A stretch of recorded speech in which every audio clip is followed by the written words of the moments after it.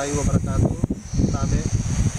Untuk kali ini saya akan bercerita tentang asal mula terjadinya presentasi, yaitu sebuah kawasan yang di belakang saya ini yang dalam sehari-hari dikenal sebagai pusat laut.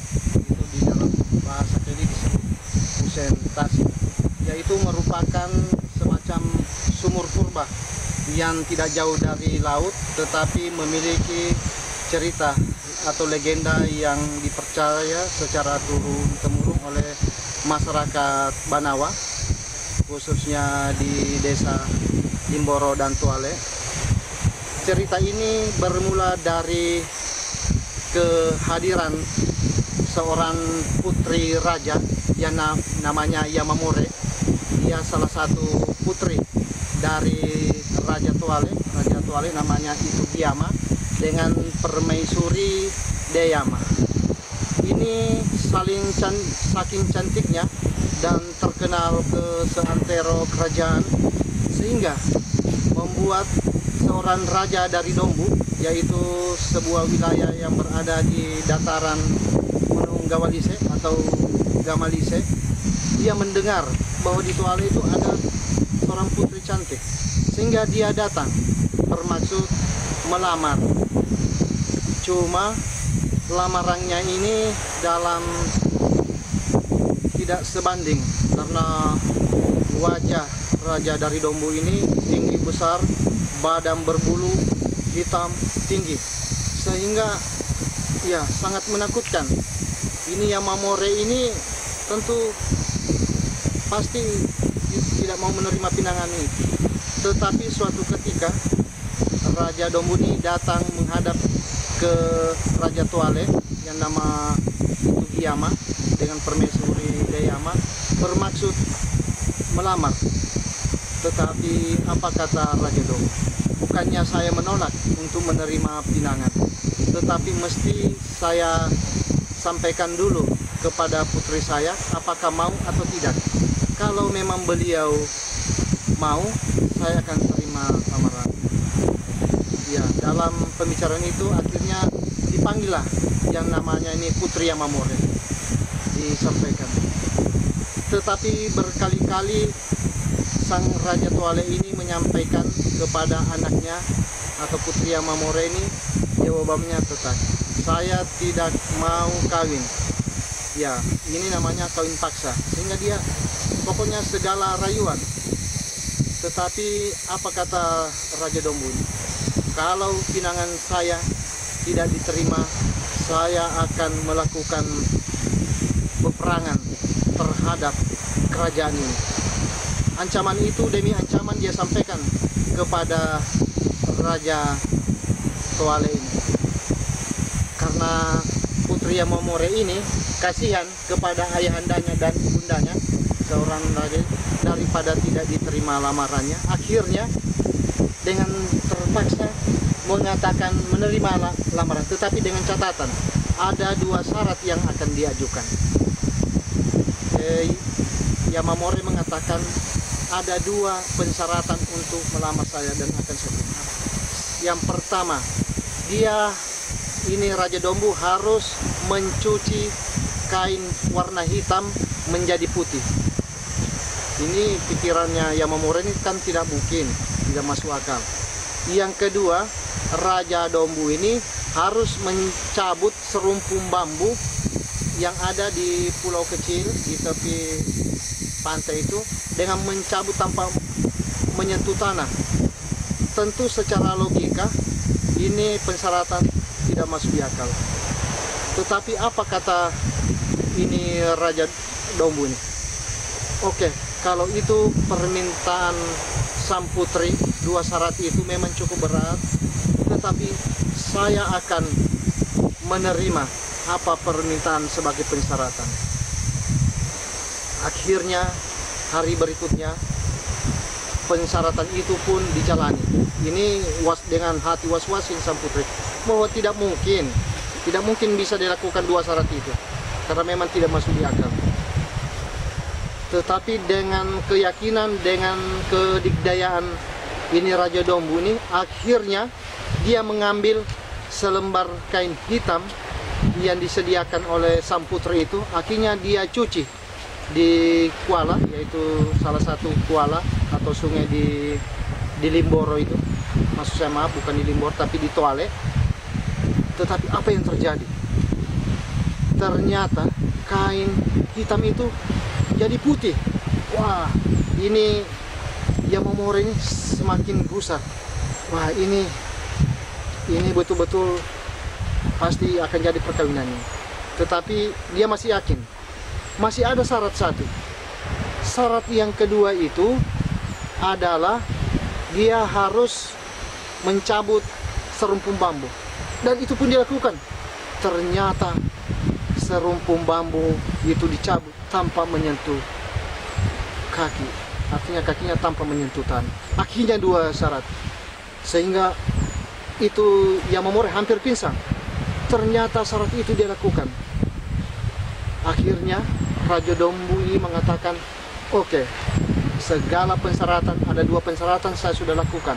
Kalau begitu, ini singkat cerita nih, segera siapkan perkawinan ini, pesta. Oke, tetapi beberapa hari kemudian ternyata Yamamori ini berubah pikiran bahwa ini masih ada jalan keluar ini supaya perkawinan tidak jadi.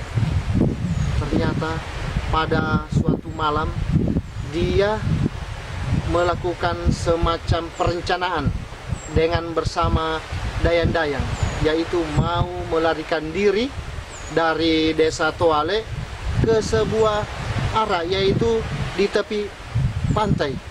Di tepi pantai itu banyak karang dan banyak pepohonan, dan itu merupakan tempat yang sepi, yang memang sedikit agak jauh dari Toale dan melewati kampung Limboro itu. Limboro dengan Toale itu masih berdekatan. Tibalah masanya suatu tengah malam menjelang subuh, secara pelan-pelan Yamamori itu dibawa dengan dayang-dayang melarikan diri demi menghindari perkawinan paksa ini, walaupun dia melakukan ingkar. Apa yang terjadi? Di tengah perjalanan ternyata satu istana heboh, sang putri hilang, sehingga ini baginda raja ini memerintahkan, ayo semua prajurit segera cari mana sang putri ini. Ini sang putri yang sudah tidak ada, hilang ini. Maka seluruh prajurit itu lari mencari ini. Tetapi dengan tanggap para prajurit, dia sudah memastikan bahwa pasti sang putri ini lari ke arah yang biasa menjadi tempat dia bermain bersama dayang-dayang. Dan betul, di tengah perjalanan itu Yamamori belum sampai di sebuah tempat tujuan itu, tiba-tiba salah satu kakak dari Yamamori atau saudaranya, Yamamori, tunggu, jangan lari. Begitu pula juga prajurit saling berkejaran, saling mau menangkap ini, tetapi Yamamori tidak mau kalah. Dia terus berlari. Di tengah pelariannya ini, karena ini desakan ini, ternyata ada suara bisikan saat dia melewati sebuah telaga kecil atau sumur tua. Bisikan itu mengatakan, lompat saja Yamamori, lompat saja supaya aman, terhindar dari kejaran itu. Dengan spontan Yamamori pun lompat terus di sebuah lubang, dan ternyata lubang itu lama kelamaan menutup, dan disitulah Yamamori tenggelam dan menjadi hilang, pokoknya sampai lenyap. Dan disitulah prajurit dengan para dayang-dayang atau orang istana mencarinya, dan jadi gempar bahwa ternyata Yamamori melarikan diri. Apa yang terjadi? Singkat cerita, itu kerajaan Toale akhirnya dipeperangi oleh Dombu dengan pasukannya, karena dianggap melakukan sebuah pengkhianatan atau ingkar janji. Itu, tetapi dengan adanya kejadian ini, maka sejak itulah hilangnya sang putri Yamamori, dan terjadilah yang namanya pusentasi, seperti yang ada di belakang saya ini. Pusentasi atau pusat laut itu menjadi salah satu kawasan objek wisata di Kabupaten Donggala, dan masyarakat sampai hari ini mempercayai kalau asal-usulnya itu adalah sejak pelarian Putri Yang Mamore. Sehingga menurut beberapa cerita orang-orang tua dulu, bahwa di sekitar Pusentasi ini sering ditemui seorang putri yang berpakaian cantik dan yang sangat luar biasa dan mengagumkan, sering melakukan penampakan, dan konon itu adalah Putri Yang Mamore yang sekali-kali muncul di atas atau di pinggir Pusentasi ini. Dan masyarakat sekitarnya itu sangat mempercayai kalau itu adalah Yang Mamore. Dan konon kabarnya selain Yang Mamore, salah satu saudaranya Kokoma itu akhirnya juga menghilang. Konon itu juga karena merasa putus asa terhadap melakukan pencarian, sehingga juga dia ikut terjun. Tetapi itu salah satu cerita. Ada juga yang mengatakan bahwa yang terjun di Pusentasi itu hanya Yang Mamore, tetapi versi yang lain mengatakan 2 orang. Karena itu sampai sekarang ini sangat dikenal sebagai Pusentasi. Kenapa dikatakan Pusentasi atau pusatnya laut? Karena kawasan ini memiliki terusan dari daratan berada di tengah laut Selat Makassar, sehingga ikan-ikan yang ada di sumur tua ini, sumur purba ini, silih berganti, dan yang banyak itu adalah ikan hias. Karena itu ada terusan sampai di laut, pusat laut, kata pusat laut karena bersambungan dengan laut. Untuk itu saya akhiri cerita saya ini sebagai tradisi lisan masyarakat Desa Tuale dan Dimboro, dan khususnya, dan Kabupaten Donggala khususnya. Wassalamualaikum warahmatullahi wabarakatuh.